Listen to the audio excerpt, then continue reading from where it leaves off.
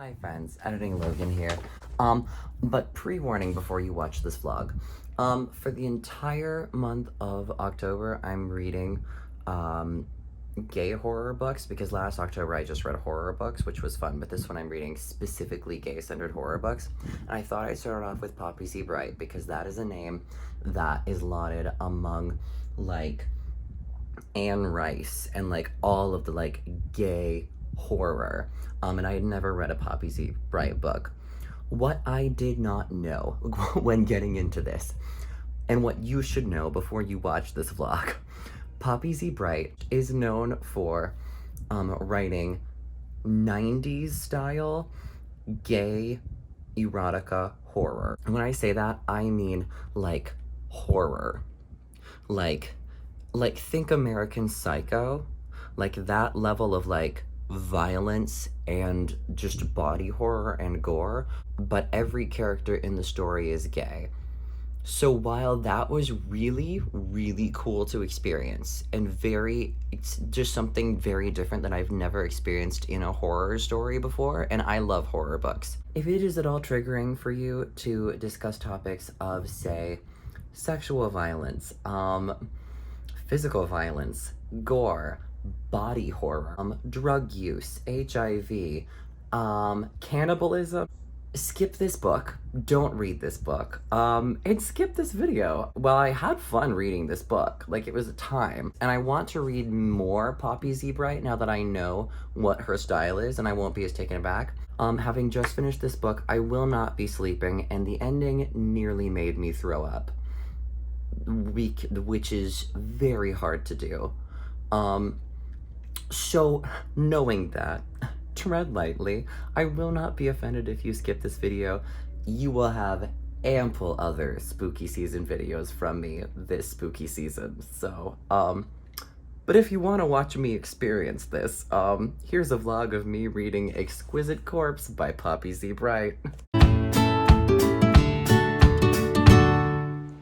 Hello. Welcome to spooky season on my channel. My name is Logan. I'm a chaotic bisexual. I read books. This is the Bi Book Boy. What are we doing for spooky season? We are reading all queer people in horror. Only queer people in horror or queer horror. How are we kicking it off? Exquisite Corpse.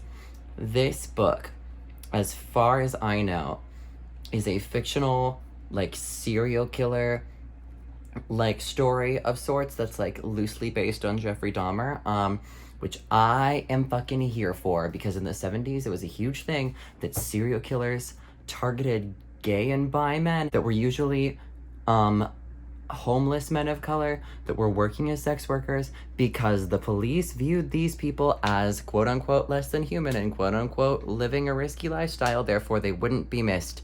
Jeffrey Dahmer killed so many people because the cops didn't give a shit about gay people. So I'm ready to read about this shit because it's such a real thing and it's such a terrifying thing, and I just love horror and I love spooky season and I'm ready. All right, I'll be back.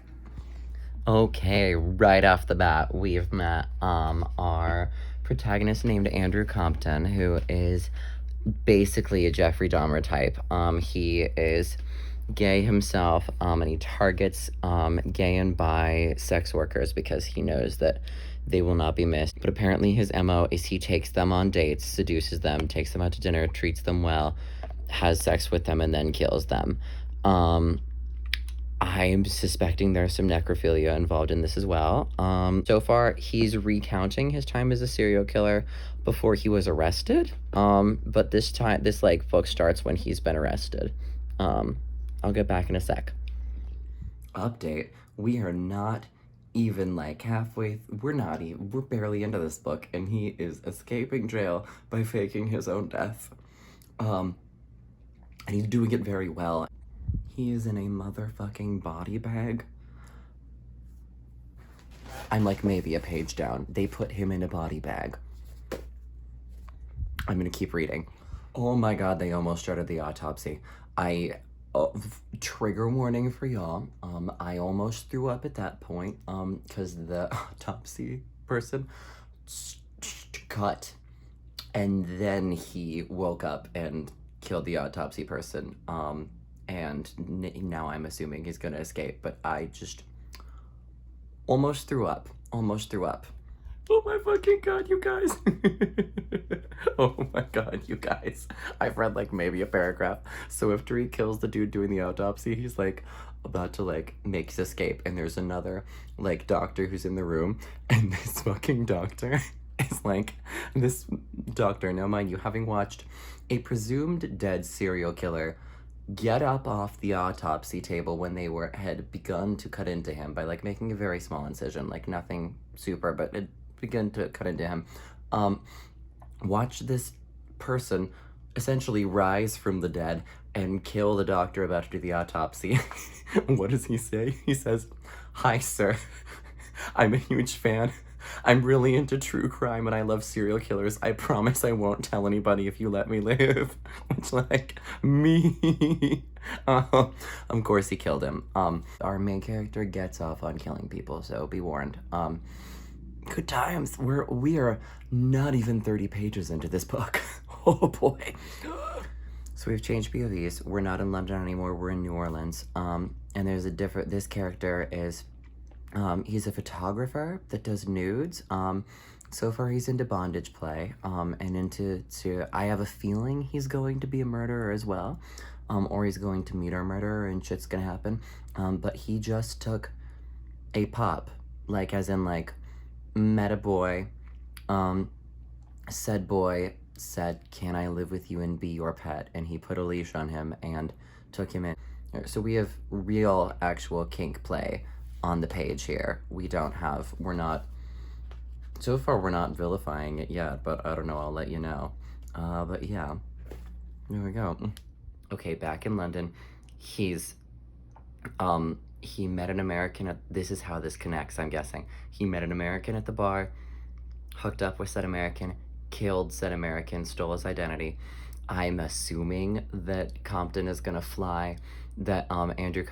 fly to America, pull a Jack the Ripper on us and become, because you know Jack the Ripper, there's the conspiracy theory. There's very much proof that Jack the Ripper immigrated to America after his London thing. So Andrew Compton's gonna do that, and I'm guessing he's gonna meet our friend Jay in the French Quarter, which is where I think this book is going to be set. That's my suspicion. I'm so fucking excited. This book is terrifying. I'm not sure I'm gonna sleep tonight. Which I love because I haven't read a good horror in a long time. But this is very much body horror. So like, tread lightly. Oh no, we are back with Jay, and the boy that he took as a pup. This is not pup play. The boy wanted pup play. Jay took him home and tortured him instead, which is not how that works. I feel like I shouldn't need to stress that, but I will stress that for those that are not involved. That's not an accurate representation of the BDSM community or the kink community. This is the violence and a serial killer and a torturer at work. Separate the two, please. Oh no. Although I will say that is a danger, especially was a danger in the 70s, is that one could think one was getting kinky and one was actually getting killed. This is so, reading books like this makes me wonder how I survived to be 24. I'm not gonna lie. We will not elaborate on that because... Okay, so, we've also been introduced to characters named Tran and Luke, who are a couple. Tran is, a Vietnamese boy who was just kicked out by his super religious family for being, found out that he was, gay. And Luke is HIV positive, so 2 HIV positive people in one story. I'm guessing this is going to be an AIDS metaphor about AIDS killing people in horror movies. Not the most inventive, but we'll see how they do it.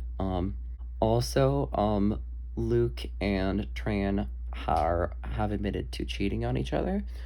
So we might have, I'm guessing we're going to do the 1970s trope of the serial killer kills the cheater and all that fun stuff, and the one who doesn't cheat is the one who survives or whatever, which is, yes, a very fucked up trope, but it is straight out of 1970s horror, and it's really fun to see like classic stories that like you would have thrown a straight girl into but have gay men in instead. It's fun. Do I think this is a healthy thing for gay people or queer people to be represented in? Probably not, but it's fun, and it's just cool to see them in stories that are not about romance. So this is fun. I'll get back to you. Hello, happy first day of fall. I'm on my lunch break at work, so I'm reading in my car. Here's the fucking thing. LA decided, since it was the first day of fall, that she was gonna be 90 motherfucking degrees out. And I am in a turtleneck because I thought it was the first day of fall. I'm gonna die. It's fine. Luke and Tran, the couple that I mentioned in last night that we met, they are not a couple. They broke up after Tran cheated on Luke. Luke is a DJ, and he just fucking called Tran out on the radio, like straight up was like, "This goes to the bitch that broke my heart." While Tran was about to start sleeping with Jay, the air conditioning just turned on, sorry. And now Jay has Tran in his house, and Tran is like crying and shit. We know that Jay's a serial killer because he's got that boy he tortured that was supposed to be his pup in his fucking bathroom, and he's dismembered him right before Tran came over, which was a lot. My advice to you, don't eat while reading this book. I'll check in a bit. Okay, so update. The two serial killers have met. The two killers have met, and they've gone on a date. And oh my god, things got steamy. Things got very steamy. And then things got serial killery. And I think that this is perhaps a match made in hell. They would call it a match made in heaven, you know, to each his own. We will just say that their tastes align. Yeah, good time. Also, I'm back from work and I'm gonna finish this fucking book tonight. Also, there's a character named Soren who is like Luke's friend who is also HIV positive, who is the only positive representation in this book, as he's kind of a normal person, and that's really it.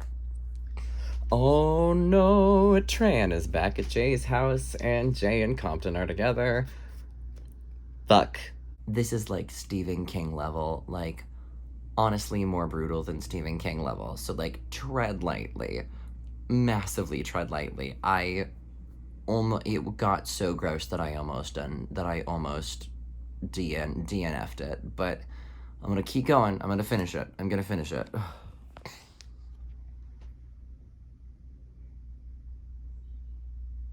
Okay.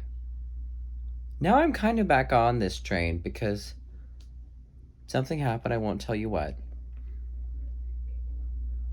But Tran was in the clutches of Andrew and Compton, and he escaped, and he almost got away. If it weren't for some racist fucking cops. And like, this was written in the 90s. As violent as this book is, Poppy Z. Brite did her fucking research. Like, okay, so I read one more paragraph after I mentioned the racist cops. So the cops are racist because this musician who is a person of color, like, tried to help Tran when he escapes, but the cops think that the musician is hurting him because they're fucking racist. And Jay comes around and is like, yo, this naked and very injured and very out of it guy, Tran, he's my lover, and we had a fight and a spat, and I just let him take me home, and the cops are like, oh yeah, sure, we don't want to get involved in this gay shit, so we'll let you take him home. Which, fun fact, literally happened to Jeffrey Dahmer and one of his victims. Like, Dahmer's, I can't remember which number of victims it is, but one of Jeffrey Dahmer's victims escaped, partially, like, very, very, very injured, partially lobotomized, and ran into the waiting arms of the cops. And and Jeffrey Dahmer came out of his house and was like, he's my lover. We just got in a fight, just a little domestic argument. And the cops let him take him back into the house. The cops escorted him to the front door. And if they would have just walked 5 feet into Jeffrey Dahmer's house instead of walking to the front door, the cops would have seen the severed head of one of Jeffrey Dahmer's previous victims. So as violent as this book is, and like very, like, not for the faint of heart, she did her fucking research. Like, damn. Okay, I finished the book. I don't think I'm gonna be able to eat for like the next 24 hours. That was a lot to handle. Oh my god. Holy fucking shit. Oh my god.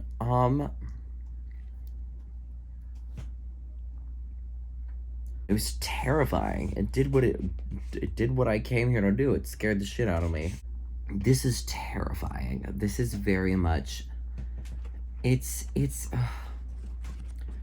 I really appreciate what it did, because this is like a very gay version of American Psycho. Like, this is like horror to the max. So while I really appreciate, like, just throwing, this is literally just, what if we took a horrific novel, like a story like this has been told multiple times with straight people, and just put everybody in it was gay, so that yes, there's gay people being villainized, but there's also gay people being victims, and there's like, it's had outwardly queer people in every aspect of the story, which was cool. And I enjoyed that aspect of it. And I also enjoy the way that she writes. Like, this is terrifying. However, I would not recommend this book to anyone who does not have a strong fucking stomach, who is not an avid reader of horror. Basically, just unless you're like a very big horror person, go read Interview with a Vampire. However, this is the way to... This really kicked off spooky season for me. Not gonna sleep tonight. So there we go. If you enjoyed this video, thanks for sticking around and helping out. And if you want more chaotic bisexual content, make sure to hit that subscribe button and ring the notification bell so you can get my videos whenever I decide to post them. This has been the Bye Book Boy, and I am saying bye.